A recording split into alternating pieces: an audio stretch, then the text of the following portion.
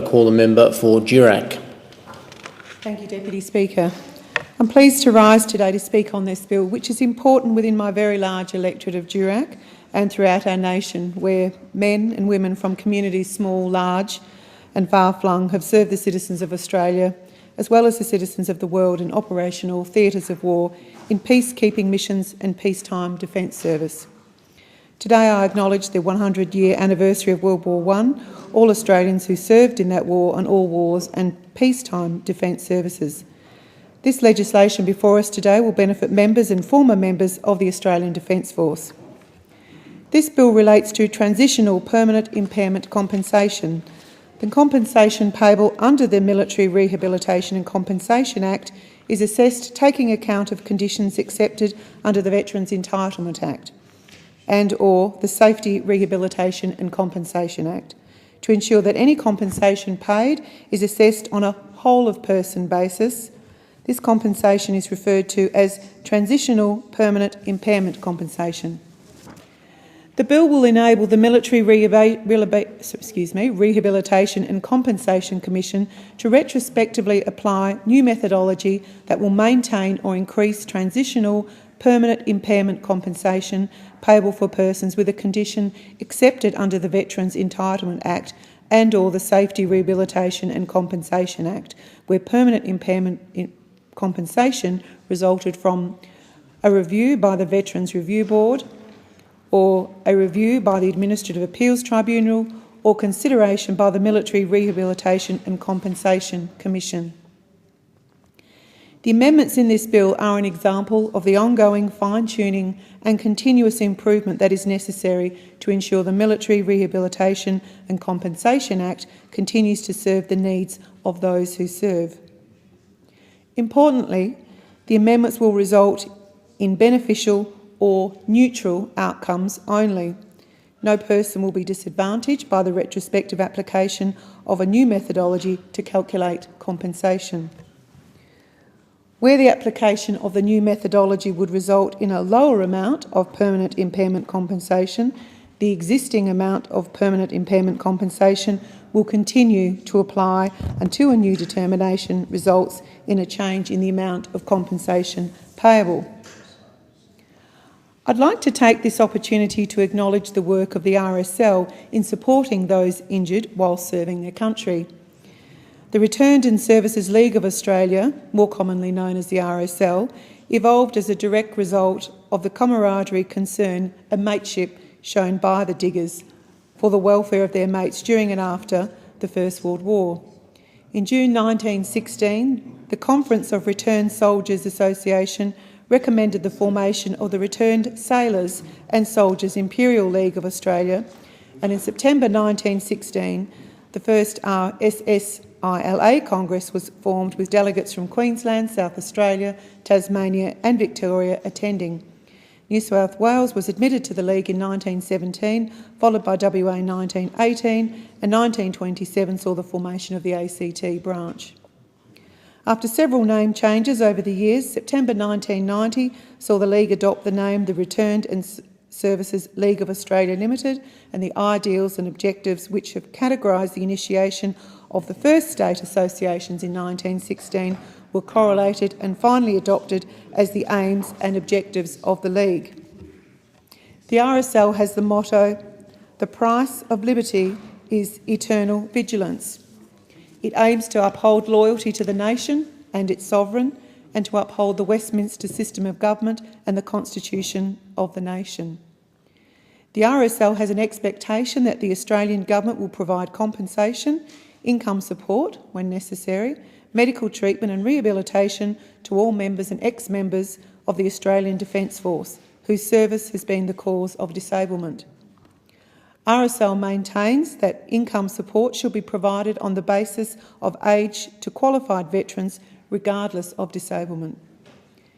Bearing in mind the nature of military service, the RSL seeks for the government to maintain the present policy of ensuring that veterans' benefits are more generous than those granted to civilian employees. And I think all of us in this House would agree with that. The RSL and the service women and men of Durack continue to be extremely active and innovative providing invaluable services to the community. Geraldton, in the seat of Durack, is the largest centre, a port city around 400 kilometres north of Perth. According to a local Geraldton web-based media outlet called Everything Geraldton, a Geraldton ex-serviceman is among the first group of WA military motorcycle riders to complete Veterans Welfare Counselling training. After completing the course, conducted by Legacy and funded by the Department of Veteran Affairs, the counsellors will assist veterans with basic welfare needs. Greg Doc Smith, a veteran of East Timor in 2001, said that during a casual chat with the Geraldton RSL, he discovered that they did not have a welfare officer. He had recently moved from Perth to Geraldton and transferred to the local RSL. He mentioned that he was doing the course and they secured his services straight away. His role is to provide initial support for veterans who need help with welfare issues. That mostly involves putting them in touch with the right service that can assist them, whether it's medical, financial, or perhaps emotional. Deputy Speaker, those completing the Veterans Welfare Counselling training are in the community to provide assistance to veterans, which is a big step to ensuring their welfare. The club's new counsellors will be spread around Western Australia, with one in Kununurra in the Kimberley, which is also in the Electorate of Durack. I commend those who have completed and those who are completing the Veteran Welfare Counselling training. I believe the counselling services provided will be an important tool in the lives of many veterans.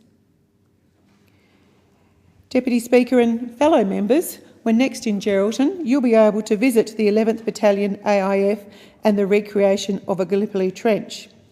The 11th Battalion was the first unit in Western Australia to be trained at Helena Vale Camp, and on the 25th of April 1915 was the first battalion to hit Anzac Cove. The 11th Battalion AIF is a living and commemorative group which is researching and representing Western Australia's first, and as they claim, the finest battalion. Quoting from their website, the group has a major project underway in the recreation of a living Gallipoli trench, complete with sound systems, actors and all the paraphernalia of war to make the experience as real as possible. They plan to complete the project in time to commemorate the 100th anniversary of World War I and Australia's famous entry into it on the 25th of April 1915. The trench is to be a replica of a captured Turkish trench as taken by the 11th on the night of the 31st of July 1915 and is named after the commander who led the attack, Captain R.L. Leanne. As described by the group, it was what the Anzac called a "please shoot me" stunt. And I quote, "On the night of the 31st of July, 1st of August 1915, 200 men of the 11th Battalion waited for a series of explosions from mines laid by the engineers to detonate before charging over the dark void to engage in brutal hand-to-hand combat. In a tit-for-tat engagement of bombs and bayonets, blinded by dust and choked by incendiaries, weary and suffering from dysentery and food shortages, the men of the 11th finally secured the trench, soon christened Leanne's Trench after the commander of the attack, as I said, Captain R.N. Leanne, and were relieved by 1400 hours by the 12th. 24 hours later, the 11th were back in the front line, and on the 6th of August were again engaged in extremely heavy fighting when the Turks launched a counter-attack. The 11th held on, suffering 154 casualties in the process, and there they remained in continual battle with the tenacious Turkish army until the 16th of November 1950, when they disembarked for Madras. Never to return." End of quote. Leanne's Trench was an obvious choice for recreation. It is intrinsically linked to the 11th Battalion and therefore Western Australia. When completed, it'll be 120 metres long and 2 metres deep, filled with the equipment and the noise of the battle, introducing the visitor to a world that only their grandfathers and great-grandfathers knew. They are seeking donations and funding to complete this project and are always looking for volunteers to help to man the trench once completed. Well done to members Stuart Adamson, Tim Rust, Chris Cox and the rest of the team for progress so far on this very exciting and worthwhile project.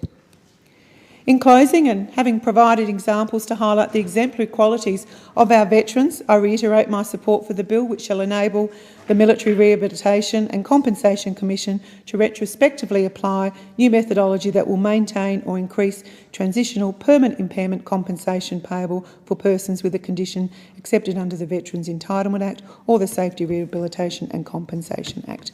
And I commend this bill to the House.